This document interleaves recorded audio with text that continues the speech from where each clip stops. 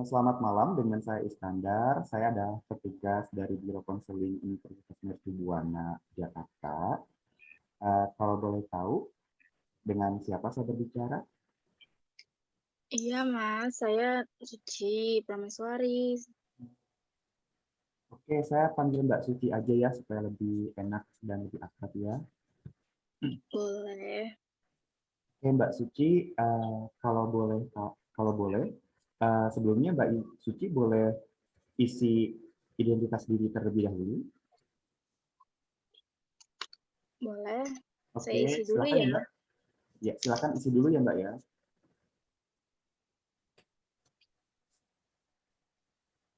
Baik, sudah.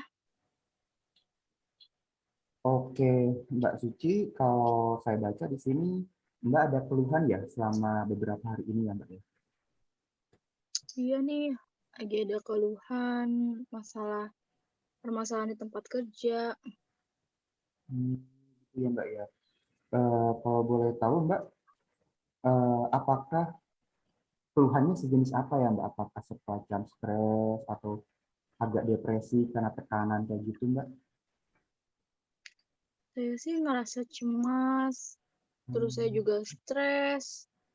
Jadi tuh kepikiran terus, Mas. Gitu sih. Oh, jadi agak depresi ya, Mbak ya? Karena Iya. karena pekerjaan ya, Mbak ya. Oke. Kalau boleh tahu, selain dari pekerjaan, apa yang membuat Mbak merasa depresi, Mbak? Kalau boleh tahu. Iya kan, jadi kan perusahaan saya ini kan mengalami kebangkrutan ya, Mas. Terus tuh saya tuh jadi kepikiran kalau misalnya perusahaan saya bangkrut, Hmm. nanti saya kerja di mana? Terus saya ini kan tulang punggung keluarga ya. Nanti saya nggak bisa biayain adik saya sekolah, terus saya nggak bisa membahagiakan orang tua saya. Saya sedih aja gitu loh, Mas. Saya depresi, saya kepikiran terus, saya nggak tahu nanti mau kerja di mana lagi. Kurang lebih sih gitu, Mas Edi. Oke, saya pasti memahami sekali ya kecemasan yang berlebihan, apalagi Mbak merasa insecure ya sebagai tulang punggung keluarga ya. Oke Mbak, Iya, kalau boleh tahu, gangguan psikologis ini apakah sudah mempengaruhi pola tidur Mbak, seperti kayak Mbak susah tidur gitu? berpengaruh banget. Saya jadi susah tidur, setiap malam insomnia, terus Hmm. saya nangis terus kayak saya tuh jadi kayak setiap kepikiran ini tuh saya nangis terus. Jadi kayak gitu, berulang setiap malam kalau mau tidur kayak gitu. Jadi tidur saya tuh gak ada waktu tidur yang nyenyak untuk saya. Jadi itu sangat mengganggu sekali ya Mbak ya. Betul.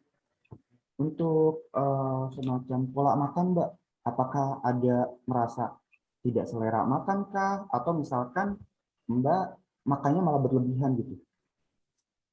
Hmm. Untuk makan, saya jadi males banget makan. Keluar, Hmm. keluar rumah tuh juga, keluar kamar pun saya tuh jadi males. Karena tuh saya merasa malu. Saya tuh jadi kayak ngerasa, apa ya, eh, jadi saya tuh kayak malu aja gitu sama keluarga saya, sama kayak pengennya tuh di kamar aja, pengen tidur, nangis, nggak mau makan. Jadi saya juga nggak keluar rumah. Seharian tuh bisa saya nggak keluar rumah, atau 2 hari saya nggak keluar rumah. Gitu, jadi kalau keluar kamar hanya cuma buat ke toilet. Jadi nggak ada motivasi ya, Mbak ya? Bukan motivasi semacam hasrat untuk melanjutkan itu agak sulit ya, Mbak ya? Semangatnya tidak ada ya, Mbak ya? Iya, belum ada semangat untuk beraktivitas seperti biasa lagi karena ya mungkin masih sedih, nggak tahu harus gimana selanjutnya setelah perusahaan saya ini mengalami kebangkrutan di masa pandemi.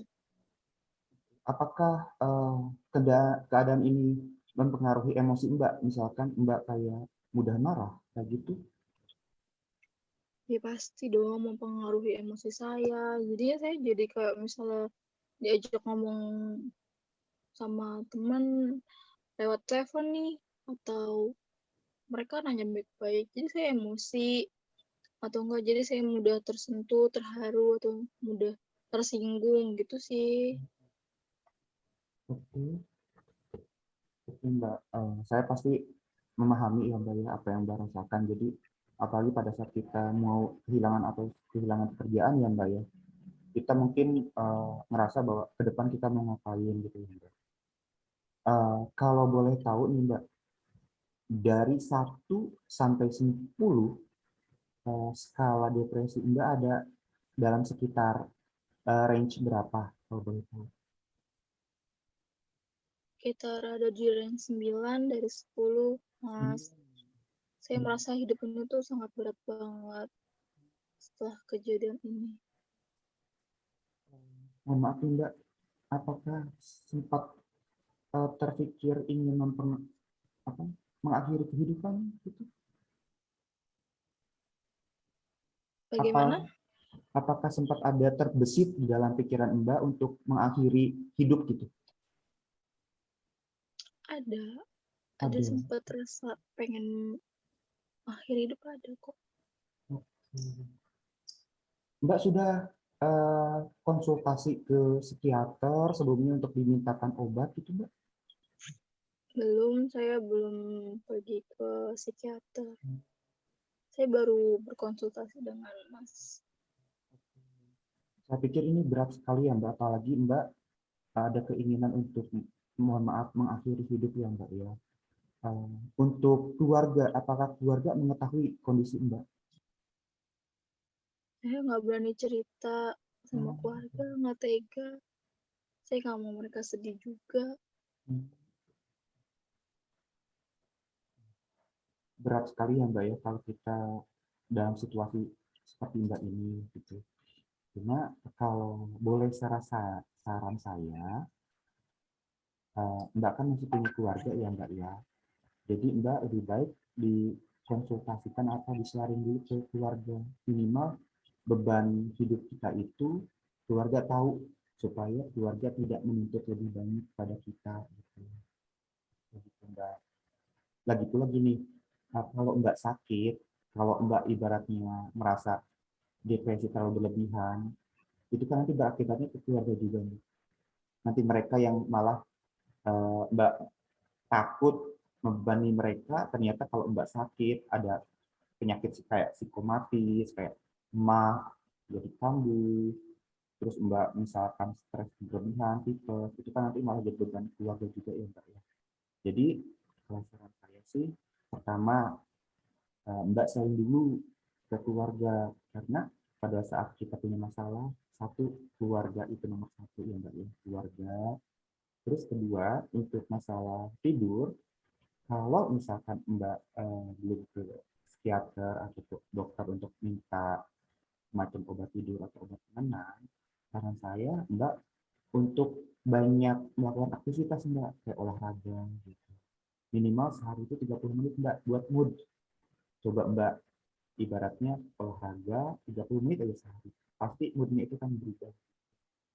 Ketiga, saran supaya kita tidak overthinking pada saat malam hari, saran saya sih Mbak matikan HP. Kalau bisa selama Mbak masih cemas atau mengalami depresi, lebih baik HP jangan terlalu sering digunakan karena HP itu salah satu pencetus Mbak, pencetus gitu. Itu aja sih Mbak saran saya. Tapi saya akan mendukung Mbak apabila Mbak ada keluhan atau semacam apapun, kita akan tetap mensupport Mbak. Gimana Mbak? Apakah ada pengaruh dari sesi konseling ini? Iya, ada sekali pengaruhnya. Saya jadi ada rasa termotivasi biar saya lebih semangat dan biar cepat sembuh juga. Makasih ya Iya, Mas Edi atas iya. sarannya. Enggak apa-apa Mbak, Mbak harus semangat pokoknya. Masa hewan saja dikasih rezeki oleh Tuhan, kita manusia yang berpikir enggak. Mbak semangat ya. Oke, Iya, oke nampaknya Mbak waktu sesi konseling kita sudah berakhir. Saya harap Mbak selalu sehat, semangat, dan juga tidak berpikir yang macam-macam ya Mbak ya. Gitu aja ya Mbak ya. Makasih Mbak. Selamat malam. Terima kasih.